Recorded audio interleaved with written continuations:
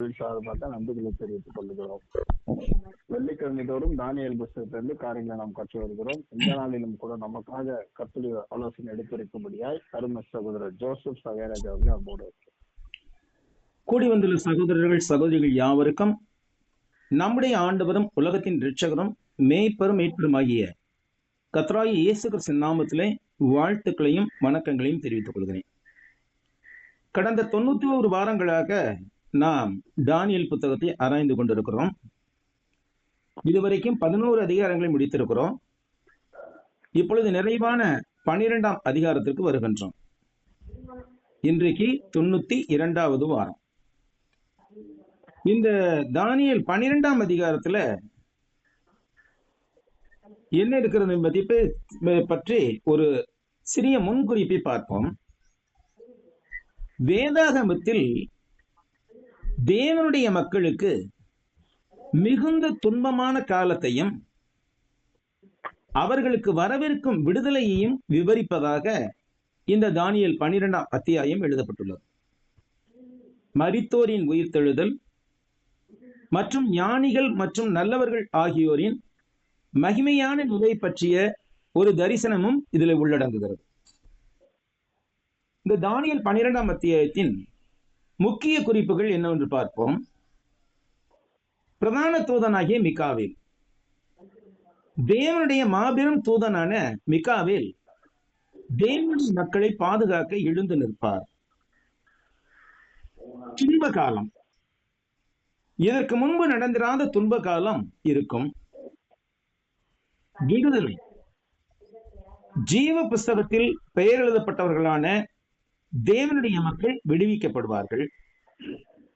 உயிர்த்தெழுதல், மண்ணுக்குள் தூங்கும் பலர் விழித்தெழுவார்கள். சிலர் நித்திய ஜீவனுக்கும் சிலர் அவமானத்திற்கும் நித்திய அவமதிப்புக்கும் ஆளாக நேரிடும். அடுத்து தீர்க்க தரிசனத்தை முத்திரை போடுதல்.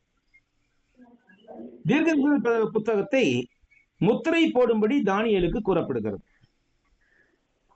அடுத்து நம்முடைய கர்த்தராகிய இயேசு கிறிஸ்துவின் வருகையை பற்றி கூட இங்கே காணப்படுகிறது.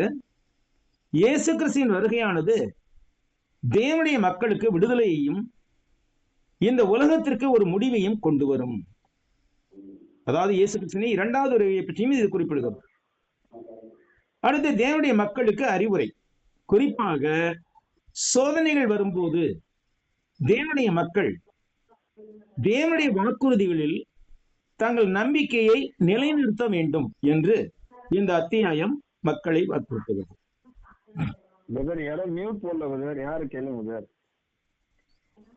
மூர்த்தியா தான் இருப்பாரு. பிரதர் மியூட் போடுங்க, சவுண்ட் கேட்கணும். அங்க மியூட் போடுங்க, இல்ல தனியா உட்காருங்க. எவ்வளவு வழிகள் இருக்குது. இப்போ தானியேல் 12ஆம் அத்தியாயத்தின் ஒரு வரை குறிப்பை காண்போம். இது மொத்தமே 13 அதிகாரங்கள் தான். அதில் முதல் வசனம் ஒரு உட்பிரிவாக பிரிக்கப்படுகிறது. இஸ்ரவேல் நாடும் மக்களும் அழிக்கப்படும் காலம் 1ஆம் வசனத்தில் விவரிக்கப்படுகிறது. இந்த 1ஆம் வசனம் 2 துணை பிரிவுகளாக பிரிக்கப்படுகிறது. இஸ்ரவேலுக்கு அழிவு வரும் காலத்தை பற்றி முதலில் அது கூறுகிறது. அதே வசனத்தின் பிற்பகுதியில இஸ்ரவேலுக்கு விடுதலையின் வாக்குறுதியை பற்றி கூறுகிறது. இது முதலாவது உட்பிரிவு. அடுத்து 2வது உட்பிரிவு உயிர்த்தெழுதல் பற்றிய உறுதிப்பாடு. வசனங்கள் 2 மற்றும் 3 ஆகியவை. அதுல 2ஆம் வசனத்துல மரித்தோர் யாவரும் உயிர்த்தெழுவார்கள் என்று கருத்து கூறப்படுகிறது. 3ஆம் வசனத்திலே நீதிமான்களுக்கான வாக்குறுதி கூறப்படுகிறது. இது 2வது உட்பிரிவு. அடுத்து 3வது உட்பிரிவு புத்தகத்தின் முடிவு. இந்த தானியேல் புத்தகத்தினுடைய முடிவு 4ஆம் வசனத்திலிருந்து 13ஆம் வசனம் வரைக்கும்.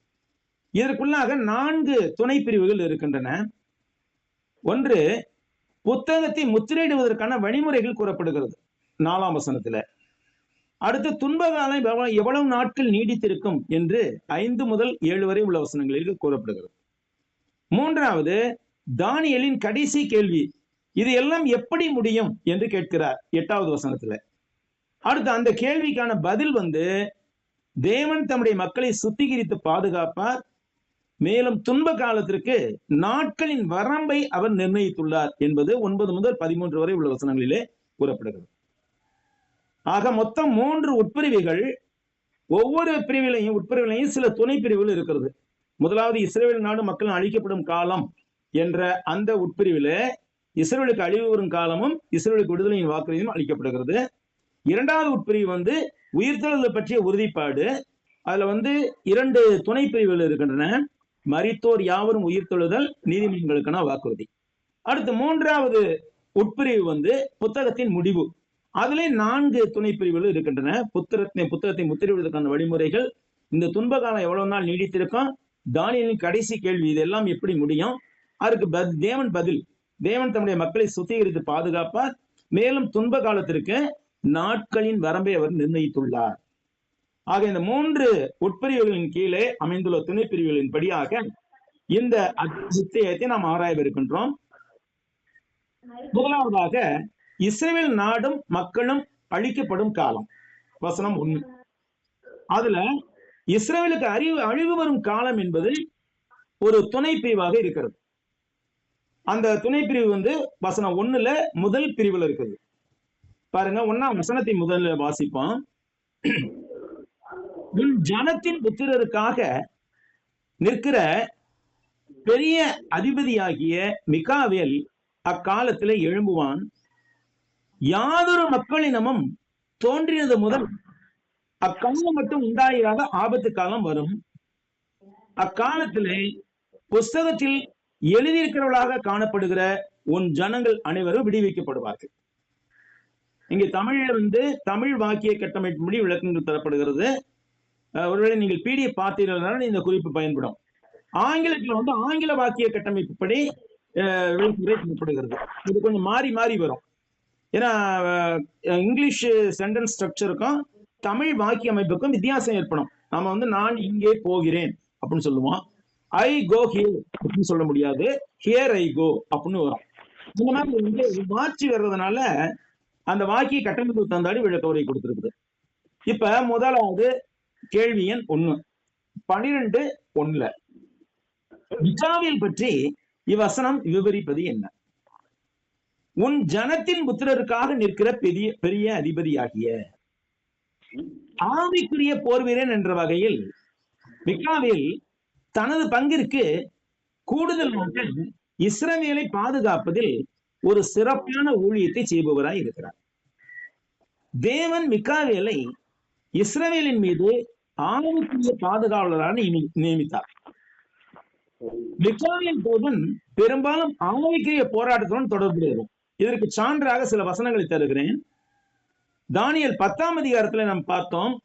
5ஆம் வசனம், என் கண்களை ஏறெடுக்கையில் சணல் வஸ்திரம் தரித்து தமது அறையில் ஊப்பாசின் தங்க கச்சையை கட்டி கொண்டிருக்கிற ஒரு புருஷனை கண்டேன். இது தானியேலுக்கு இந்த தரிசனத்தில் முதலில் தோன்றிய மனுஷகுமாரனை குறிக்கிறது, இயேசு கிறிஸ்துவை தான் குறிக்கிறது. இதுக்கு அடுத்து இதே தரிசனத்தில் தானியேலை தொட்டு எழுப்பினவன் மிகாவேல் தூதனாவான். அவன் கூறியதுல ஒரு பகுதியை மட்டும் இங்க வாசிப்போம். 13ஆம் வசனம், தானியேல் 10:13ஆம் வசனம், பெர்சியா ராஜ்யத்தின் அதிபதி 21 நாள் மட்டும் என்னோடு எதிர்த்து நின்றான். 21 நாள் மட்டும் என்னோடு எதிர்த்து நின்றான் என்று சொல்றார். யாரு? மிகாவேல். யாருகிட்ட? தானியேல்கிட்ட. பெர்சியா ராஜ்யத்தின் அதிபதி 21 நாள் மட்டும் என்னோடு எதிர்த்து நின்றான். ஆனாலும் பிரதான அதிபதிகளின் தூத ஒருவன், கொஞ்சம் தவறு வந்துருச்சு இந்த இடத்துல. அதாவது இந்த இடத்துல பேசுறவரு இன்னொரு தூதன். அவன் என்ன சொல்றான்? பிரதான அதிபதிகளில் ஒருவனாகி மிகாவேல் எனக்கு உதவியாக வந்தான் என்று சொல்லுகிறான். அப்ப முதல்ல தரிசனமானவர் மனுஷகுமாரன், அதுக்கப்புறம் ஒரு புருஷன் ஒரு தூதன் அவனை தொட்டு எழுப்புகிறான், தானியேலை தொட்டு எழுப்புகிறான். அந்த தூதன் என்ன சொன்னான்? பெர்சியா ராஜ்யத்தின் அதிபதி 21 நாள் மட்டும் என்னோட ஏற்று நின்றான். ஆனாலும் பிரதான அதிபதியில் ஒருவனாகிய மிகாவேல் எனக்கு உதவியாக வந்தான். ஆதலால் நான் அங்கே பெர்சியாவின் ராஜாக்களிடத்தில் தரித்திருந்தேன் என்று சொல்றான். அடுத்து தானியேல் 10:21ஆம் அதிகாரம் 21ஆம் வசனம். தானியேல் 10ஆம் அதிகாரத்திலேயே 21ஆம் வசனம். சத்திய எழுத்திலே கண்டிருக்கிறதை நான் உனக்கு தெரிவிப்பேன். உங்கள் அதிபதியாகிய மிகாவேலை தவிர என்னோட கூட அவர்களுக்கு விரோதமாய் பலம் கொள்கிறவர் வேறொருவரும் இல்லை. அதே புதிய ஏற்பாட்டுல பார்க்கும்போது யூதா 1ஆம் அதிகாரத்துல 9ஆம் வசனத்தை சொல்லுகிறது, பிரதான தூதனாகிய மிகாவேல் மோசேயின் சரீரத்தை குறித்து பிசாசுடனே தர்க்கித்து பேசின போது அவனை தூஷணமாய் குற்றப்படுத்த துணியாமல் கர்த்தர் உன்னை கடிந்து கொள்வாராக என்று சொன்னான். நம்முடைய அரை சகோதராய் யூதா எழுதின இந்த நிருபம் மிக மிக அற்புதமான கருத்துக்களை உள்ளடக்கியதாக இருக்குது. அதன் விளக்க உரையில நாம் நிறைய காரியங்களை பார்ப்போம். இங்கே ஒரே ஒரு வாக்கியத்தை மட்டும் நம்ம சொல்லுகிறோம். பிரதான தூதனாகிய மிகாவேல் மோசேயின் சரீரத்தை குறித்து பிசாசுனே தர்க்கித்து பேசின போது, அது என்ன சந்தர்ப்பம் அந்த மாதிரி இருந்தது? மோசேயை நெபோமலையின் மீது ஏறி வரும்படி கூடுகிறார் கர்த்தர், தனியாக வரும்படி கூறுகிறார். அது மாதிரி நெபோமலை மீது ஏறின போது பிஸ்காவின் கொடுமுடியில் ஏறி நின்ற போது மோசேக்கு கர்த்தர் இஸ்ரேல் தேசம் முழுவதும் அப்படியே ஒரு டிவி ஷோ மாதிரி காமிக்கிறார். இதுலதான் ஜனங்கள்லாம் போய் இளைப்பாற போறாங்க, ஆனா நீ இங்கேயே மறிக்க போற அப்படிங்கிறார். அப்போ மோசே அங்கே பிஸ்காவின் கொடுமுடியிலே மறிக்கிறார். அப்படி மறித்த போது அந்த சரீரத்தை கைப்பற்றி கொண்டு போய் அடக்கம் பண்ணுவதில் பிசாசு அங்கே துணிக்கிறான். எதற்காக பிசாசு அவ்வளவுக்கு அக்கறை? மோசையின் சரீரத்தை கொடுத்து அவனுக்கு ஏன் அவ்வளவு அக்கறை? ஏன்னா அதை கொண்டு வச்சு முதல்ல பொற்கன்று குட்டிய கொடுத்தது மூலமா மக்களை கலவரப்படுத்தினது போல மோசையுடைய சரீரத்தை வைத்து கூட ஒரு நாடகம் ஆடலாம் என்று நினைத்திருக்கிறான். ஆனால் பிரதான தூதனாகிய மிகாவேல் மோசையின் சரீரத்தை குறித்து பிசாசுனை தர்க்கித்து பேசின போது அவன் பயப்படுகிறான். அவனை தூஷணமாய் குற்றப்படுத்த துணியவில்லை அவன். மாறாக கர்த்தர் உன்னை கடிந்து கொள்வாராக என்று சொன்னான். அடுத்ததாக பார்க்கும்போது வெளிப்படுத்தின விசேஷம் 12ஆம் அதிகாரத்துல 7ஆம் வசனத்திலே கூட மிகாவேலை பற்றி குறிப்பிடுகிறது. வானத்திலே யுத்தம் உண்டாயிற்று, மிகாவேலும் அவனை சேர்ந்த தூதர்களும் வலு சர்ப்பத்தோட யுத்தம் பண்ணினார்கள். வலு சர்ப்பமும் அதை சேர்ந்த தூதரும் யுத்தம் பண்ணி ஜெயம் கொள்ளவில்லை. எனவே மிகாவேல் சாத்தானுக்கு உண்மையான எதிரியாக இருக்கின்றான். சாத்தான் இயேசுவுக்கும் எதிரானவன் தான். இருப்பினும் சாத்தான் இந்த உயர் பதவியில் இருக்கும் தூதனான மிகாவேலுக்கும் நேர் எதிரானவனாக இருக்கான். என்ன செய்யறாங்க? அடுத்த வசனம் என்ன சொல்லுது? உன் ஜனத்தின் புத்திரருக்காக நிற்கிற பெரிய பெரிய அதிபதியாகி மிகாவேல் அக்காலத்துல எழும்புவான் என்று சொல்லப்படுகிறது. அக்காலம் அப்படின்னா என்னது? இந்த வசனத்தில் விவரிக்கப்பட்டுள்ள எல்லாமே தானியேல் 11:36-45 அத போன வாரம்லாம் படிச்சுட்டு இருந்தோம் இல்லையா? அந்த நிகழ்ச்சிக்கு அப்புறம் உடனே நடந்துச்சு என்று நம்ம அர்த்தம் கொள்ளக்கூடாது. பதிலாக இது அதே யுகத்தில் நடந்தது என்று அர்த்தம் கொள்ளப்படலாம். உடனே தொடர்ந்து வந்துச்சு அப்படின்னு சொல்ல முடியாது. நம்ம அடுத்து 2வது கேள்வி, இந்த அத்தியாயத்தில் 12வது அத்தியாயத்துல 2வது கேள்வி, இஸ்ரேல் மக்களுக்கு ஏற்படவிருந்த அழிவை பற்றி இந்த வசனம் கூறுவது என்ன? யாதொரு மக்கள் இனமும், அந்த ஜாதியா இருந்தும் போட்டிருக்குது பைபிள்ல. ஜாதிங்கிற வார்த்தையே வரக்கூடாது பைபிள்ல. அது அந்த ஆறுமுக நாவலுடைய சதி ஜாதிங்கிற வார்த்தையை இன்ட்ரோடியூஸ் பண்ணார் பைபிள்ல. நம்ம வச்சிருக்க பைபிள் கெண்டியில இருந்த ஆறுமுக நாவல் பெரிய சைவ பண்டாரத்துடைய மொழிபெயர்ப்பு தான் நம்ம வச்சிருக்கணும். இப்ப அந்த நிறைய கிறிஸ்தவம் பண்ணி இருக்கிறார் பைபிள் மொழிபெயர்ப்புல. யாதொரு மக்கள் இனமும் அப்படின்னு சொல்லி வந்திருக்கணும். ஏன்னாக்கா இந்த ஜாதின்னு போட்டிருக்கிறதுல பூரா கிரேக்க எபிரேய மொழியிலையும் கிரேக்க மொழியிலையும் பார்க்கும்போது மக்கள் இனம்ங்கிறத குறிக்கிற வார்த்தை தான் வந்திருக்குது. ஜாதிங்கிற வார்த்தை வரல பைபிள்ல. யாவொரு மக்கள் இனமும் தோன்றினது முதல் அக்காலம் மட்டும் உண்டாயிராத. இந்த இடத்துல யூத மக்களை பற்றி நம்ம கொஞ்சம் விவரிப்பா பார்க்க வேண்டியது. யூத மக்கள் தங்கள் வரலாற்றின் ஊடாக பலவித உபத்திரவ காலங்களை அனுபவித்திருக்கிறார்கள். தொடக்கத்திலே பார்ப்போம். நம்ம தொடக்கத்துல பார்த்தோம்னா ரொம்ப விபரீப்பா போகும். நம்ம சுருக்கமா சொல்லுவோம். ஆபிரகாமை தேவன் அழைத்தார். ஆனாலும் கூட அங்கே ஆபிரகாமுடைய உடன் பிறந்தவர்கள், ஆபிரகாமுடைய தகப்பனும் கூட என்று நினைக்கின்றனர்.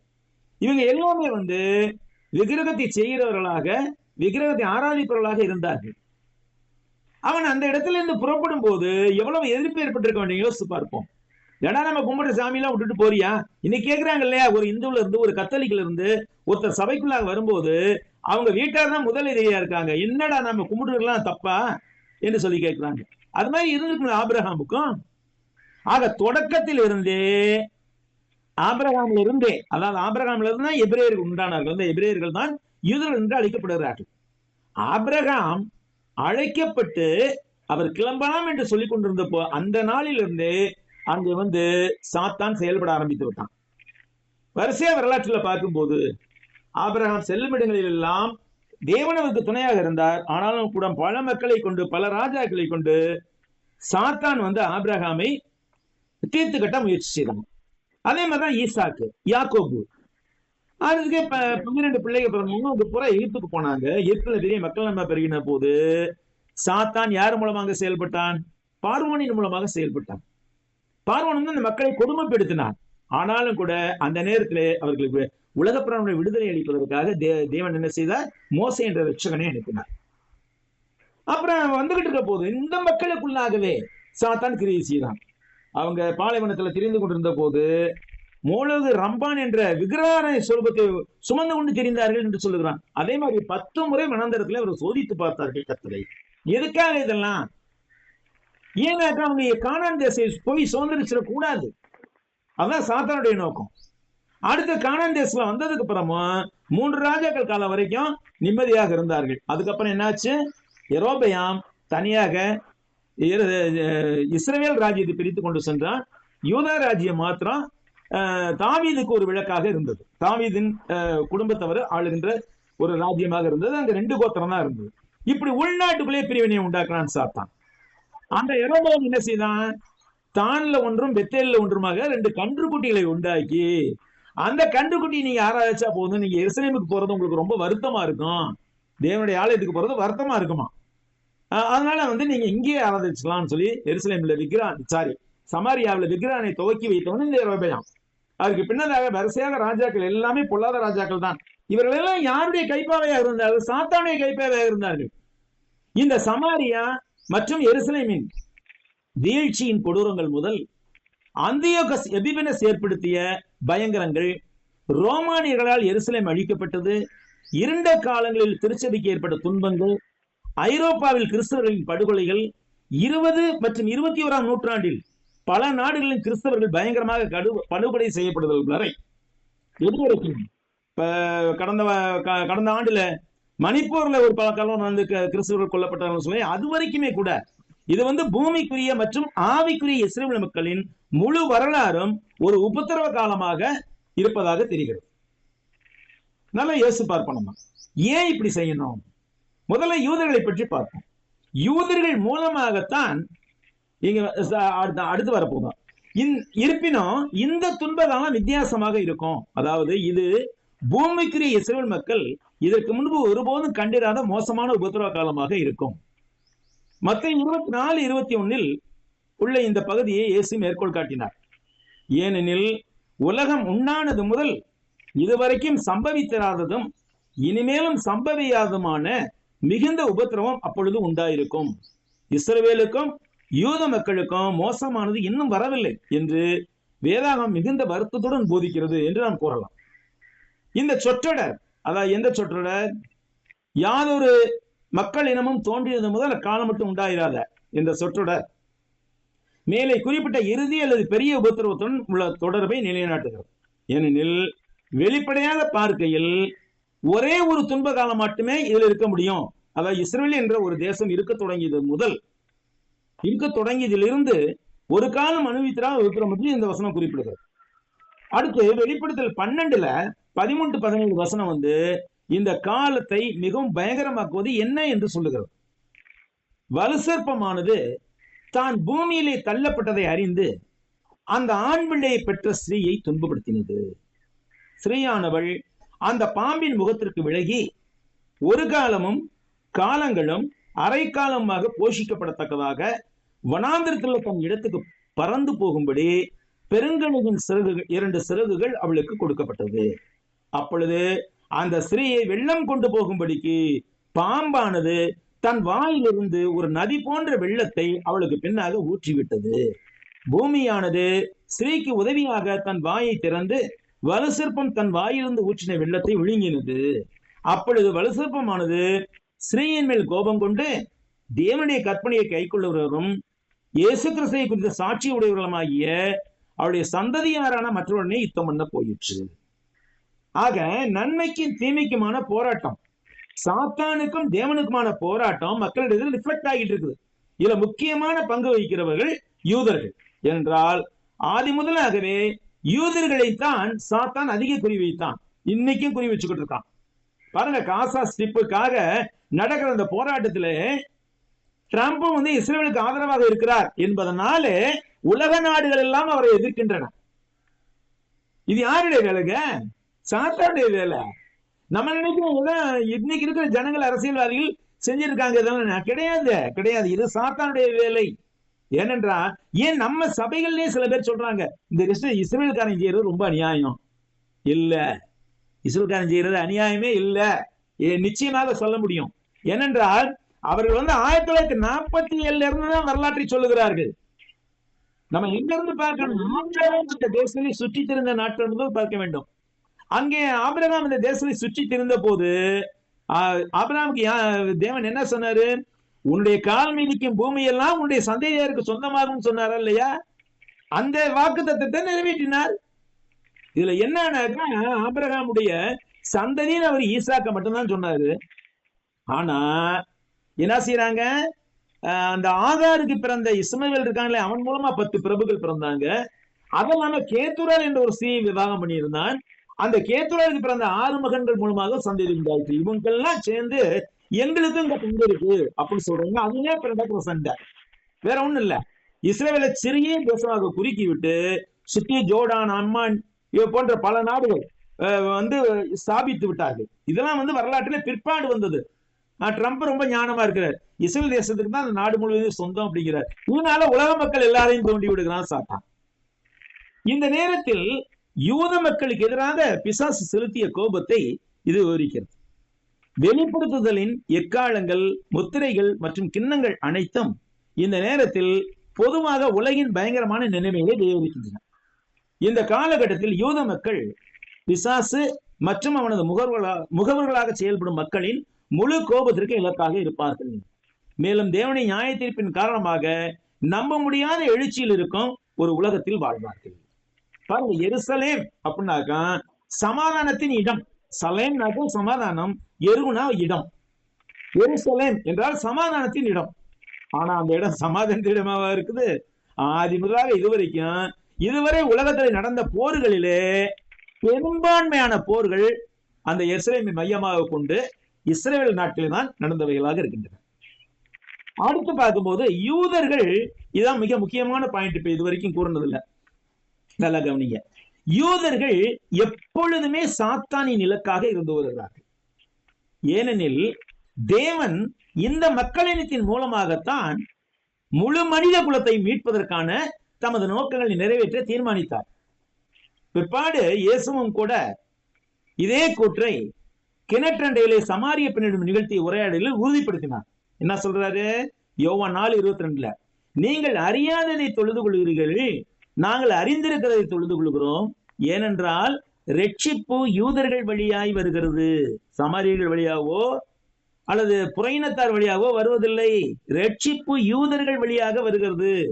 இதை சாத்தான் அறிந்திருந்ததால் அவர்களை யூதர்களை அவன் அழிக்க முயன்றான். பல்வேறு வகைகளிலே ஹிட்லர் ஒரு காலத்துல எழும்பினான்.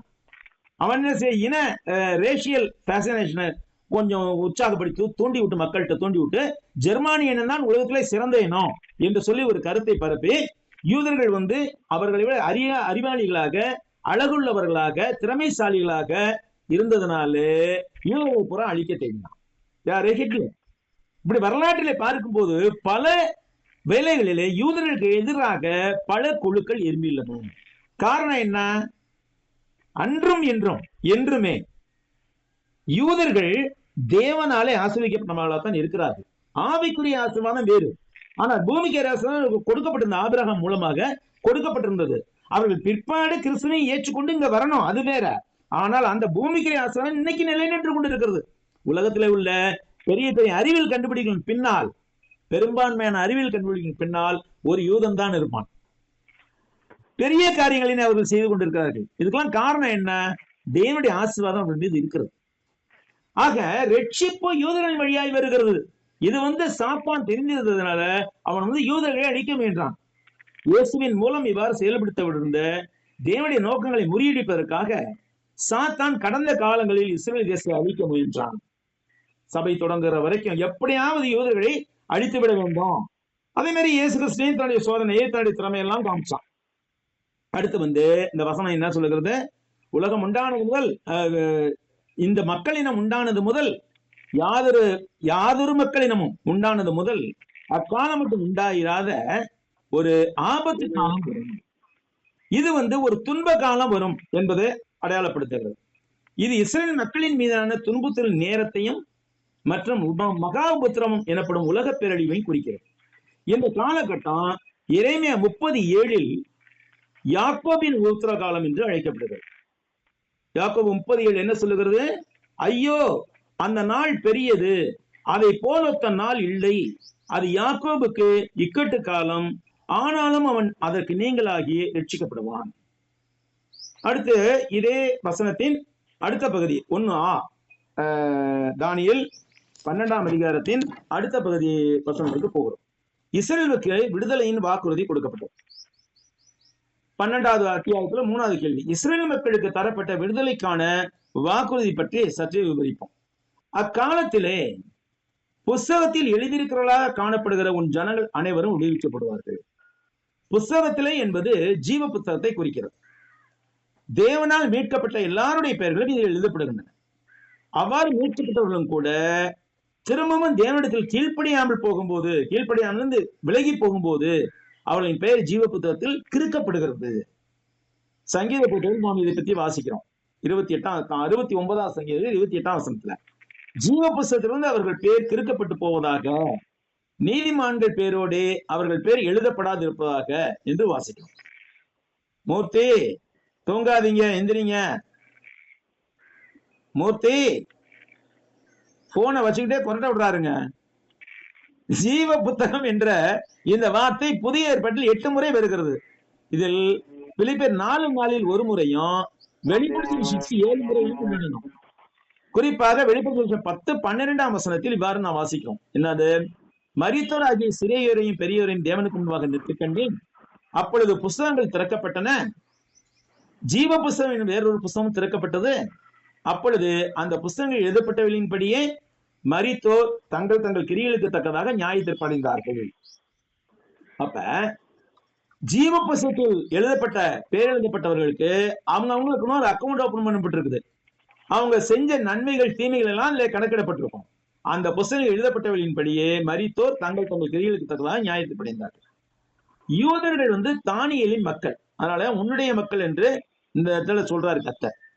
அவர்கள் அப்போதைய வெளிப்புற தொல்லையிலிருந்து மாத்திரமல்ல, தற்போதைய சிறையிருப்பில் இருந்தும் துன்பங்களில் இருந்து மாத்திரமல்ல, அவர்களின் ஆவிக்குரிய தீமையில் இருந்தும் பாவத்தின் அடிமைத்தனத்தில் இருந்தும் சாத்தானின் சிறையிருப்பில் இருந்தும் மேசியாவின் மீதான அவர்களின் அவநம்பிக்கையில் இருந்தும் தங்கள் சொந்த மூட நம்பிக்கையில் இருந்தும் கூட விடுவிக்கப்படுவார்கள். அந்த நேரத்தில் உன் மக்கள் விடுவிக்கப்படுவார்கள் சொல்றாரு. இந்த முடிக்கப்படும் கொஞ்சம் லேட் ஆயிடுச்சு. இன்னைக்கு யூதர்கள் தானியேலின் மக்கள். அவர்கள் அப்போதைய வெளிப்படையிலிருந்து மட்டுமல்ல, ஆனால் அவர்களின் சிறையிருப்பு, அடிமைத்தனம் எல்லாவற்றிலிருந்தும் மீட்கப்படுவார்கள். அவர்கள் தங்கள் வீரரிலிருந்து திரும்பி தங்கள் தேவனாகிய கர்த்தரிடமும் தங்கள் ராஜாவாகிய ஆண்டவரிடமும் உண்மையிலே மனம் திரும்பி ஆன்மீக ரீதியாக நித்தியமாகவும் ரட்சிக்கப்படுவார்கள். மனம் திரும்பி இதை பற்றி ரோமர் 11:25 பவுல் நினைவு கூர்ந்து நாம் இந்த பாடத்தை முடிப்போம். 11:25 ரோமர் 11:25. மேலும் சகோதரரே, நீங்கள் உண்மையில புத்திமான்கள் என்று எண்ணாதபடிக்கு ஒரு ரகசியத்தை நீங்கள் அறிய வேண்டும் என்று இருக்கிறேன். அது என்னவெனில், புறஜாதியாருடைய நிறைவு உண்டாகும் வரைக்கும் இஸ்ரவேலில் ஒரு பங்குக்கு கடினமான மனது உண்டாயிருக்கும். அதாங்க இன்னைக்கு வரைக்கும் இஸ்ரவேலர்கள் கிறிஸ்தவத்தை ஏற்றுக்காம இருக்கிறது காரணம் அந்த வசனம் தான். புறஜாதியாருடைய நிறைவு உண்டாகும் வரைக்கும் இஸ்ரவேலரில் ஒரு பங்குக்கு கடினமான மனது உண்டாயிருக்கும். கர்த்தருக்கு பிரியமானவர்களே, இன்னைக்கு கொஞ்சம் தாமதமாகிவிட்டது, நேரமாகிவிட்டது. இருந்தாலும் இந்த முதல் வசனத்தை ஆராய்ந்து பார்த்து முடித்தோம். கர்த்தருக்கு நன்றி. கர்த்தருக்கு சித்தமான நிறுத்த வாக்கிலே நாம் இதை தொடருவோம். உங்கள் யாவருக்கும் கூட நன்றி தெரிவித்துக் கொள்கிறேன். நன்றி பிரதர். இந்த நாளிலே கூட நமக்காக சத்திய ஆலோசனைகளை கொடுத்த அருமை சகோதரருக்கு குழுவின் சார்பாக நன்றிகளையும் வாழ்த்துக்களையும் தெரிவித்துக் கொள்கிறோம். அவர் செய்கிற ஊழிய பணிகளுக்காக தொடர்ந்து நாம் ஜெபித்துக் கொள்ளுவோம். இந்த நாளின் இறுதி ஜெபத்திற்காக நாம் கடந்து செல்லுவோம். இறுதி ஜெபத்தை செய்து கொடுக்கும்படியாக அருமை சகோதரர் மூர்த்தி அவர்கள் என்போடு கேட்டுக்கொள்கிறோம்.